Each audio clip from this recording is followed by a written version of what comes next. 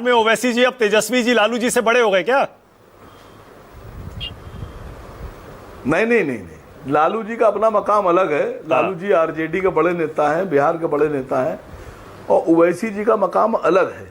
अच्छा ठीक है, ओके। कंचना आपका जवाब दे रही हैं। कंचना बोलिए, दीजिए जवाब। मैं तो आसिम जी को बोलूंगी कि आप गलत स्टेटमेंट क्यों दे रहे हैं कि हम एक भी स्टेटमेंट आप सुना दीजिए। आज चैलेंज देती हूँ मैं आपको भी कि जहां पर ये तेजस्वी जी बोले हो कि हम एमआईएम की वजह से हार गए, आप अपने आप को लेजिटिमेसी देते रहते हैं तेजस्वी जी का नाम लेके, हमारा नाम लेके। ये तो गलत बात है ना। दूसरी बात कि आपके जो विधायक थे स्वेच्छा से हमारे पास आए थे, और कल भी आपने बोला था एक चैनल पर, आज भी बोल रहे हैं कि खरीदे हुए हैं। आप सीमांचल के मुसलमानों को, विधायकों को बार बार बिकाऊ क्यों कह रहे हैं? ये गलत बात है।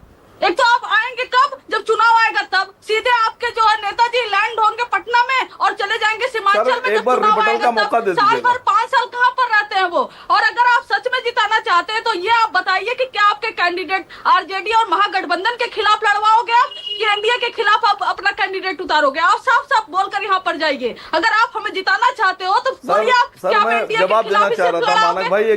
जैसे चिराग पासवान जी ने लड़ाया था नीतीश जी के खिलाफ।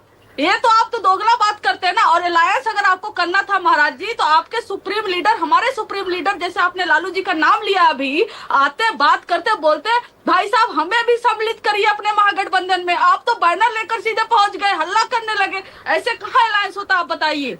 बोलिए आसिम बकार, बोलिए। गठबंधन में ऐसे अलायंस होता है? नहीं, देखिए कंचना यादव जी को लग रहा है कि बार बार अगर ये बात कहेंगी कि हमने मुसलमान विधायकों को बिकाऊ कहा तो उसका इनको फायदा मिलेगा। मैडम, वो बिकाऊ माल था, वो बिक गया और आपने खरीद लिया।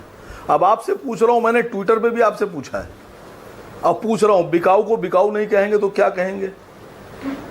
चोर को चोर नहीं कहेंगे तो क्या कहेंगे?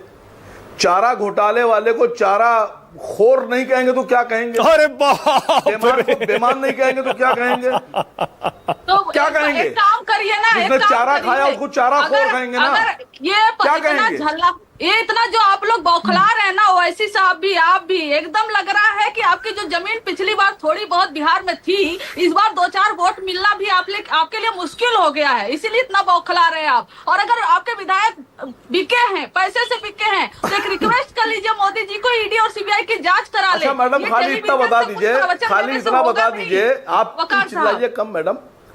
इससे आप हमारी नॉर्मल टोन है। अगर बनना है तो तथ्यों बात कीजिए। आपने कहा बिकाऊ कह रहे हैं, मैं कह रहा हूं बिकाऊ को बिकाऊ ना कहें तो क्या कहें? चारा चोर को चारा चोर ना कहें तो क्या कहें? आसिम बकार चारा चोर के साथ क्यों गठबंधन करना चाहते हैं? कमाल करते हैं आप भी भाई। एक तरफ चारा चोर कह रहे हैं, फिर कह रहे हैं गिरबान पकड़ लेंगे, फिर कह रहे हैं गठबंधन भी करना है हमको।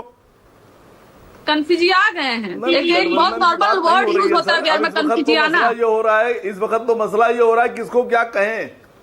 अब मसला ये है किसको क्या कहें, समझिए बात को। मैडम, आपको अगर इतनी मोहब्बत है तो जो बिकाऊ थे उनको टिकट दीजिए वापस। ओके, अनुप्रिया, टिकट अनुप्रिया हम उनकी अनुप्रिया पहले ये ओवैसी जी पर जरा बताइए। पैरवी कर रहे हैं ये ओवैसी और आरजेडी के बीच, फिर आपको समझ में आएगा बिकाऊ थे कि नहीं थे।